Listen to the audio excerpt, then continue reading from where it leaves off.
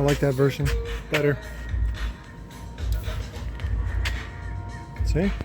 So when you get your motor, you want to just give it a little sprucing up. Sometimes there's magnetic ferrous type material just wherever, in the air, in your vape. If you're a douchebag that vapes, you're breathing that shit. So that's done. And then what you want to do is look for the arrow, and then look for the arrow on the top assembly. There's the top assembly. Where's this? Is this? No, this is... Oops, this is the wrong top assembly. Sorry. So much for video prep. I got somebody coming over that wanted to buy the dumper. He took that, oh, it's the JL guy. There we go. See, there's the arrow. Sometimes I sign them like A or B, or it depends on how many you ordered or whatever. So it's not critical, but just to avoid any... Sometimes there are tolerance differences, and that's one of the reasons why I typically use either socket heads or pan heads, I should say, not flat heads, pan heads, because that way when it comes down, it's not like a flat head has an angle to it, or what they call a chamfer or a countersink, and so that locks it in. It's like done, it's not moving anywhere. So the only problem with that is that sometimes when you get it, you have to adjust it. So typically what you want to do is put in 2 of these, and you just kind of like I would say equivalent to finger tightening them, and then what you want to do is test it and use like 20 hertz or something like that, just whatever, or the FS, and just make sure it moves really well. And then if everything's good, then you put the rest of the screws in. If not, you want to loosen them up and adjust until it's good. So Thiele had the same problem with his his stuff. So this is not unique. So, but it's certainly better than... I don't know if I can do this one-handed though. Jacking off, no problem. I can do that one-handed all day.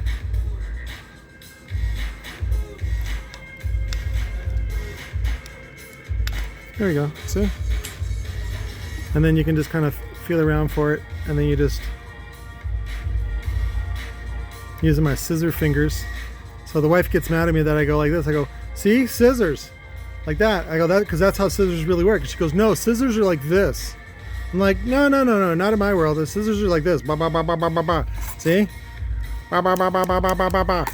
So, anyways, so what you want to do is just tighten that down, and then it'll come with a little tool, and then depending on what screw I gave you, this is the standard.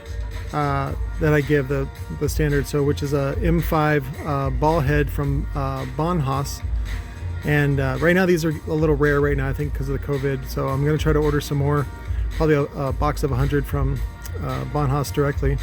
The other one that I give is the number 3 Phillips, so which I actually prefer because the only problem is that the hardware that I give you is regular.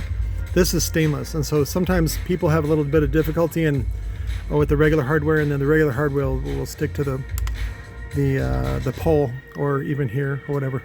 And also when you're using hardware in general, little tiny fractals of metal always come off. It's just handling hardware as it goes. So. But that's it. That's how you put this on, and then we'll go ahead and test it. Let me pause this, and then we'll get some bolts on here. All right, so I got it on there. It's just, see, it's a little bit of wiggle, which is fine, because we haven't done anything yet. So, but then that's when you take your tool, put your bit in it, and then you put it on, righty-tighty, lefty-loosey. I forget also that, let me tighten this up, and, oh, that was the other thing. A quick way to test it is to push down on the cone. So this suspension's pretty stiff. I think I broke it in briefly. I need to break it in fully, but yeah, let me just get this on here, and then we'll test it. So, I'm a big fan of common sense. So sometimes when you're putting this in there, And sometimes when you're putting this in there, it doesn't want to tighten right away. So you want to hold your finger in there so that when you're going back the other way, the loosening way, this way, you should hear the clicks of the ratchet mechanism. And you can do that by holding the bolt with your finger. So just so you know. It's not always like, sometimes, I swear to baby Jesus, guys will sit there and go, ooh, and it won't make any noise, and they'll go, it's not working. I'm like, yeah, because you're retarded. And I don't want to tell you that you're retarded, because that's embarrassing. And like, if you're, see, you really should know if you're retarded, you know, or just assume that you're dumb. That way, you don't get embarrassed. I gotta kill these mosquitoes. All right, hang on. For those that don't know, let's see, focus.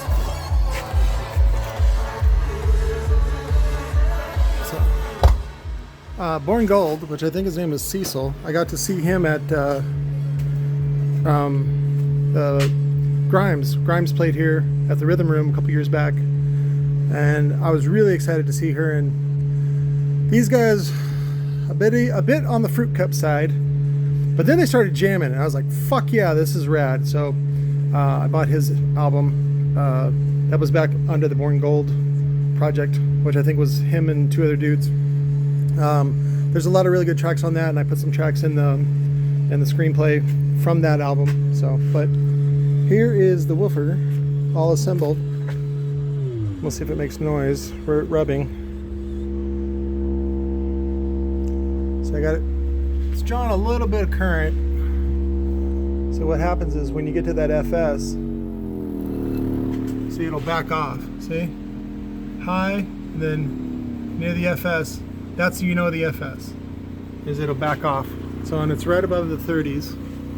So, but we're gonna go ahead and express that now by giving it a little more juice to stretch out the suspension. And then usually you come back and back it down a little bit more. Right now it's at 30. Because as the suspension breaks in and gets looser, the FS drops, and then you give it some more juice.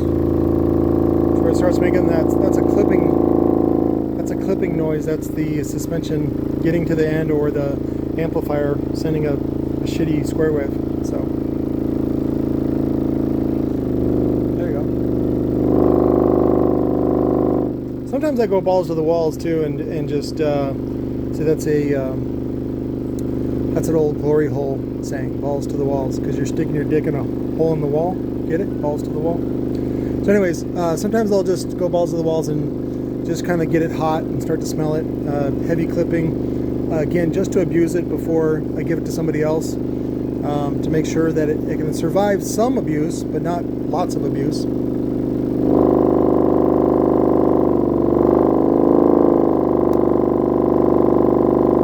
Sometimes you'll hear some snapping and crackling.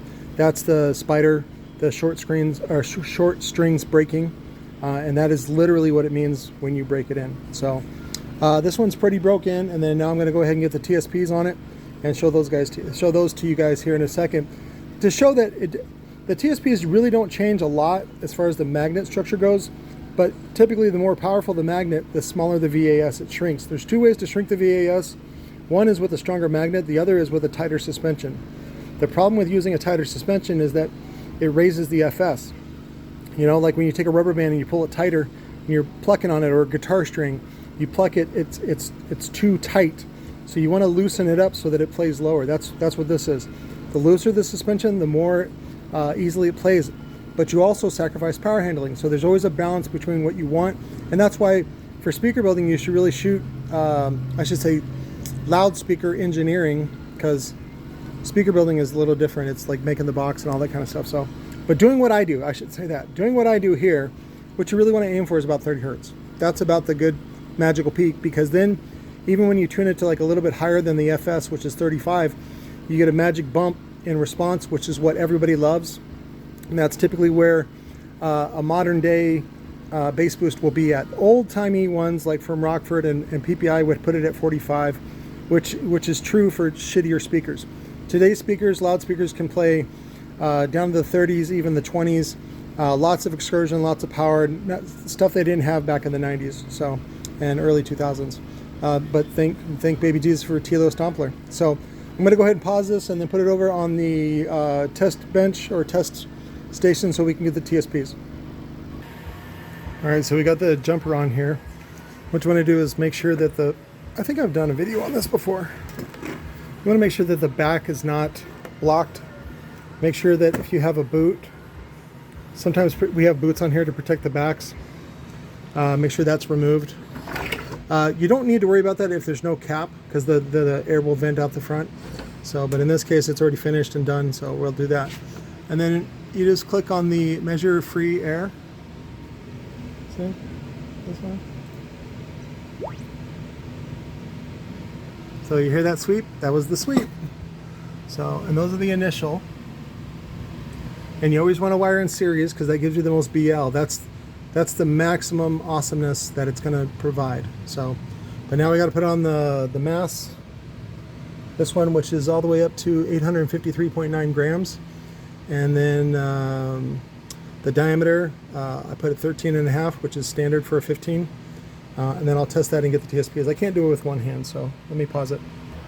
All right, so we got, FS at 32 basically. That'll settle down to about 31. So when I write them on the side, I'll put 31. The QTS will get a little peakier. It's already at 1.0, which is fine, again, for a ported box. Anything above 0.5 is good for that. Typically anything lower than that is just requires such a large box, it's easier just to do a sealed box and then add bass boost. So, and then your VAS is only 2.28 in this case. Again, like I said, there's two ways to control the VAS, and that's one with suspension, a tighter suspension, or a more powerful magnet. So do the 6 slugs pay off? I don't know, but the fucking VAS for a 15-inch woofer is 2.28. Now, after time, that'll settle and go a little bit bigger. So I'll actually round up to about 2.3 cubic foot. So that's it. I hope you guys learned something from Sunday, that not everything has to be perfect and pretty to function and be awesome. Just like you, right? You're not perfect, you're not pretty, but you're awesome to me, and I love you.